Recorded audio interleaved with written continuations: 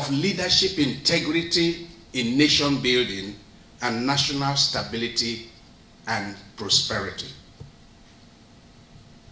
For I have become more convinced today than ever before that leadership debauchery and elite idiocy will ruin any nation, no matter how perfect the political structure and governance blueprints that they adopt.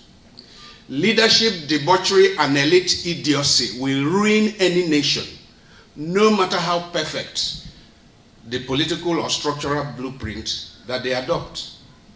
And it has been well established by social scientists that the collapse of powerful civilizations is hardly ever precipitated by external attack, but instead by internal decay, or what the ancient mystics call due to the want of order in the soul.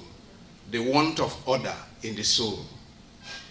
Let me use passages of the Judeo-Christian scriptures to illustrate the point.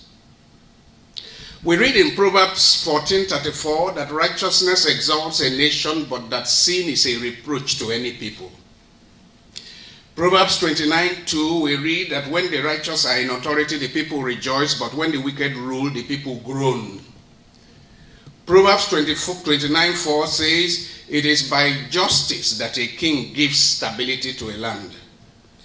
And Proverbs 29:18 says, where there is no vision, the people perish. Some translations render this verse, Proverbs 29:18, as, quote, where there is no leadership integrity, the people do perish.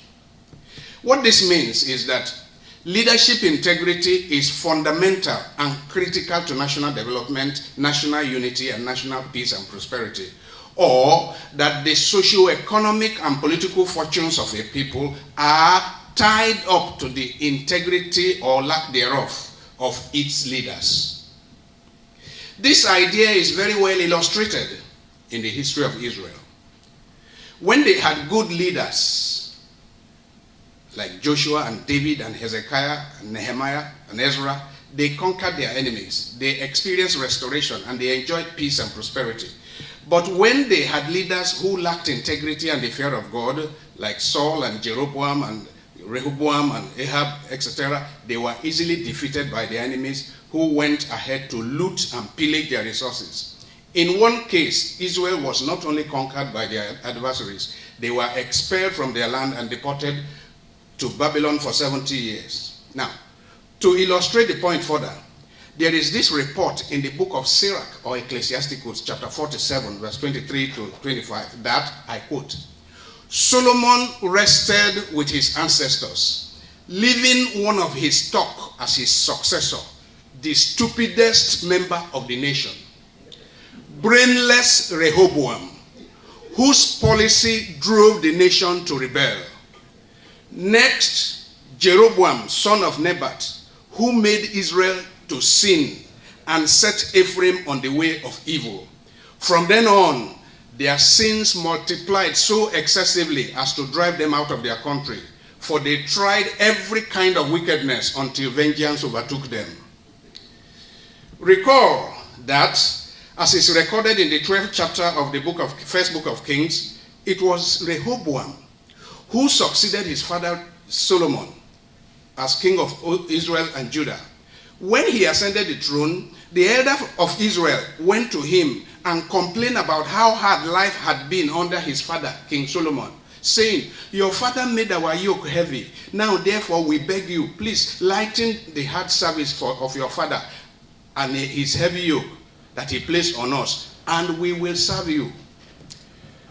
Rehoboam's counselors advised him on how to respond to the elders with compassion, but he disregarded the advice of his counselor, and instead he told the elders, let me quote, my father beat you with whips, but I will beat you bloody with chains.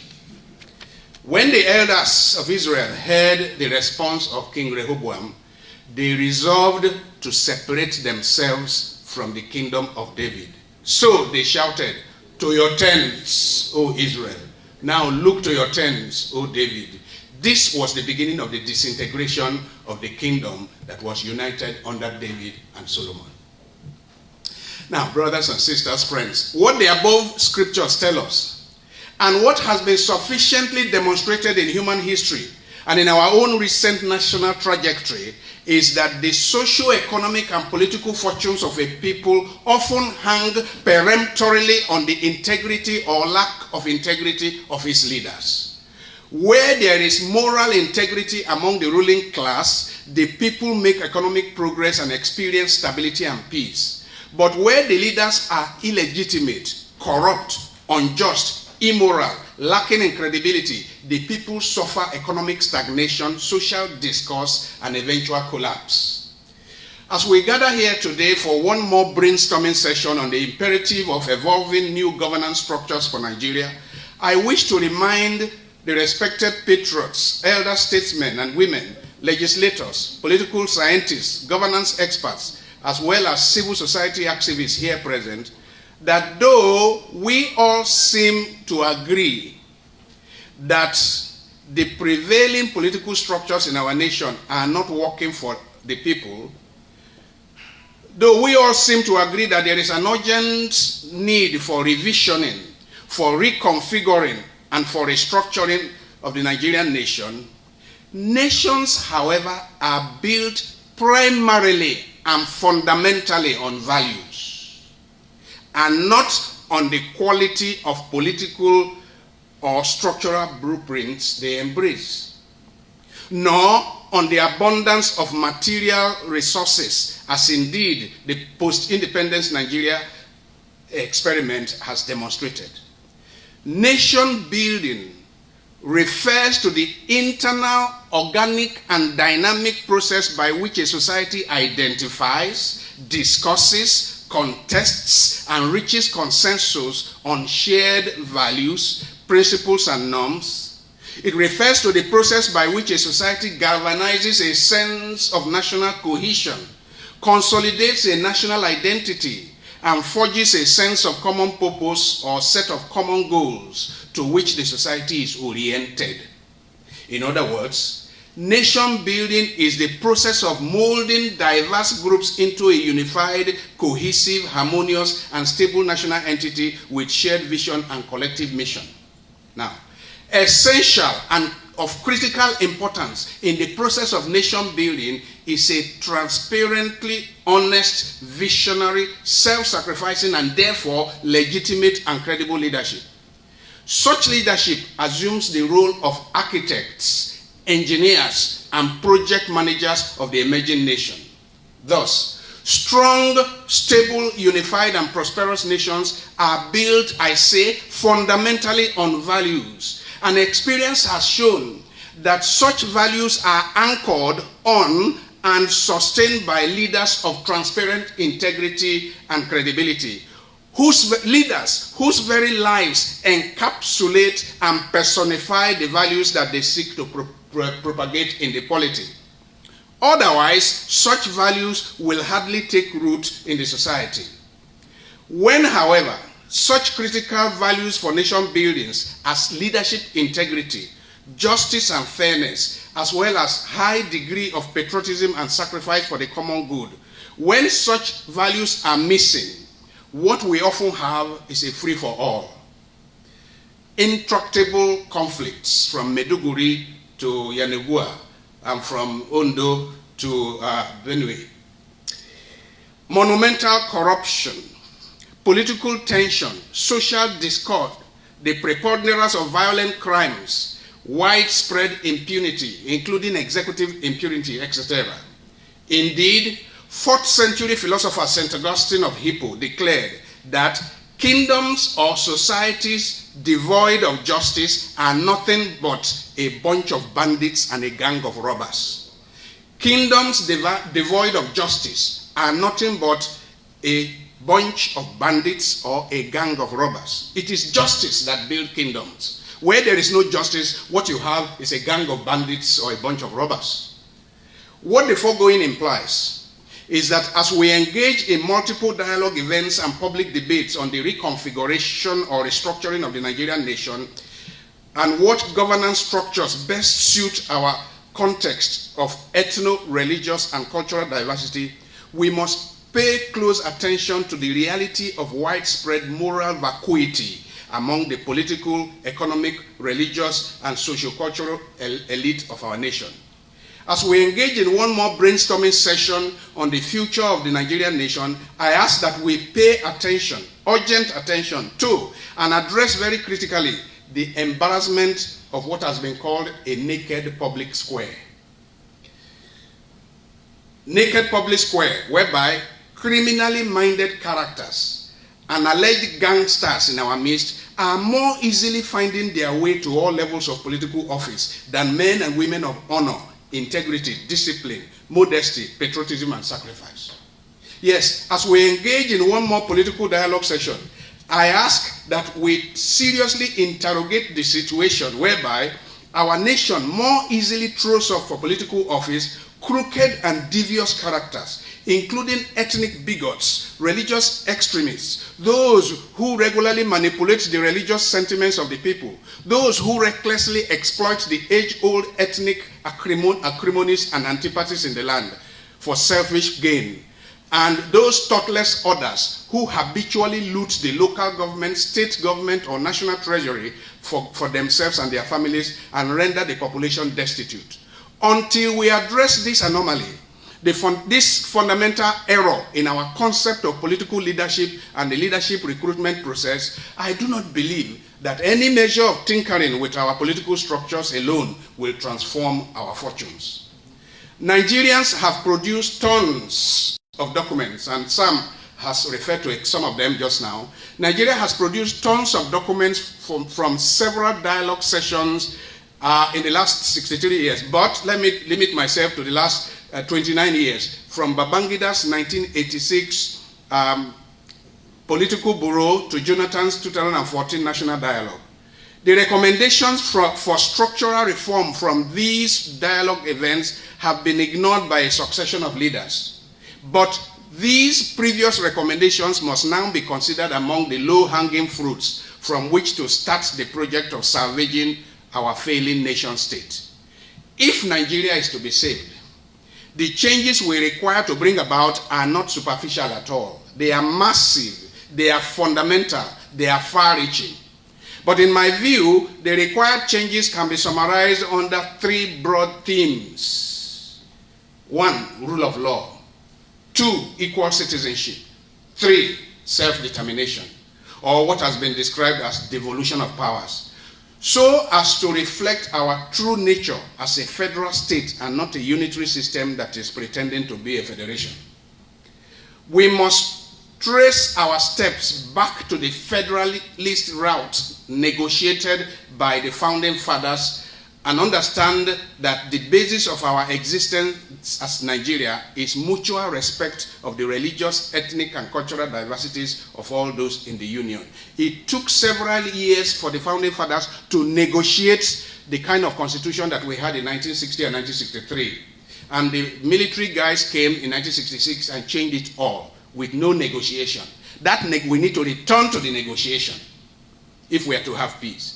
The 1979 Constitution has vested too much power in the center and emasculated the federating units. There is widespread call today that we dust up the 1963 Constitution and amend it for our present-day circumstances. Part of the implications of this, as Sam has said, may be that we go back to embrace the parliamentary system, that we adopt no more than 6 or 7 viable regions or states. Most of the money we generate in this country is used to service the bureaucracy. It is not sustainable. When I was a young boy, we had one place called Ebira Division. Now you have 5 local governments with 5 chief executives that need to be serviced. And they don't generate anything. So whatever they receive from Abuja is used to just service the chief executives. It's a useless system. We need to throw it away.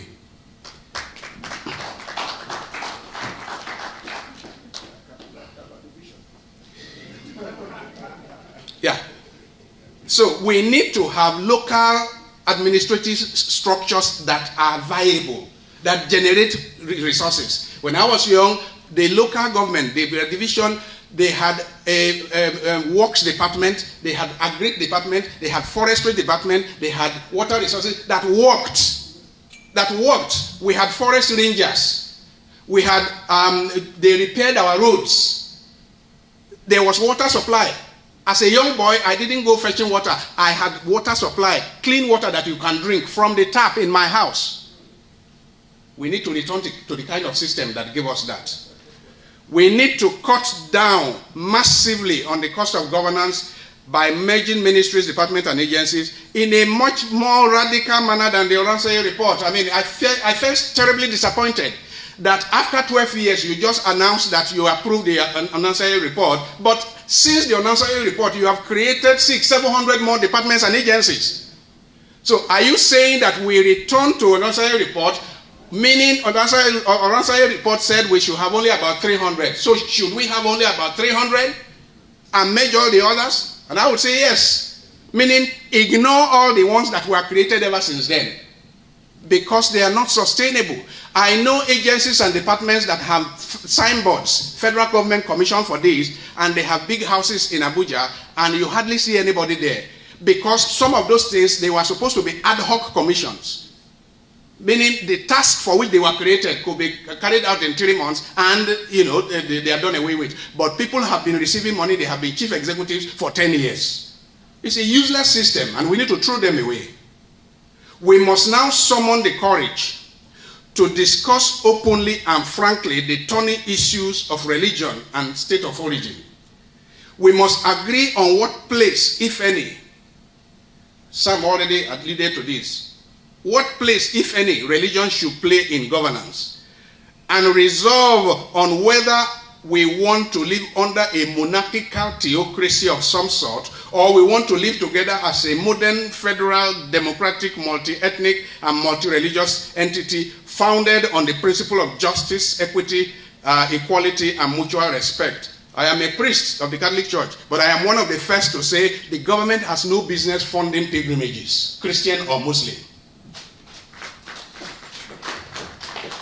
If we are not able to resolve these thorny issues once and for all, I would humbly submit that we allow any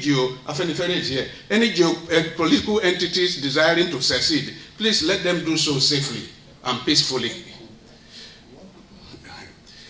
Before it is too late, because quite frankly, as presently constituted, Nigeria is not working for the majority of those who call this place their home. Just last week, I was at a forum, and I mentioned that if till today, Nigeria has not been able to apprehend and bring to justice those who killed Deborah, I don't want to live in that kind of society. Reason is that why must I be bound by the blasphemy law of another religion? If I am accused of hate speech, I should be tried in the courts because we have laws covering that. But why should I be bound by the blasphemy laws in the 21st century or blasphemy laws of another religion? Because actually what is blasphemy for another religion may not be blasphemy for my religion. And that till today nothing has happened to apprehend and bring to justice those who killed Deborah, I think is a terrible thing. It's a terrible stain. It's a crime against humanity. I said it somewhere and somebody got up and said, oh, but we don't know, we don't know what she said and so on. I said, whatever she said, she deserves her day in court. And if she never had her day in court and she was killed by mob justice, I don't want to live in a country where by mob justice people are killed. I don't want to live in that kind of country. Let me conclude by saying once again that I honestly do not believe that any measure of political or structural configuration can take Nigeria out of the present conundrum as long as we as a people continue to bear such a heavy burden of ethical and moral degeneracy. To address this situation that has bedeviled our nation, what we require is nothing short of a wholesale ethical and moral revolution. But can the imperative of an ethical and moral revolution be incorporated into the ongoing debate on the reconfiguration, recalibration, and restructuring of the Nigerian state? Thanks for checking out Symfoni on YouTube. Please be sure to subscribe and like our videos for updates.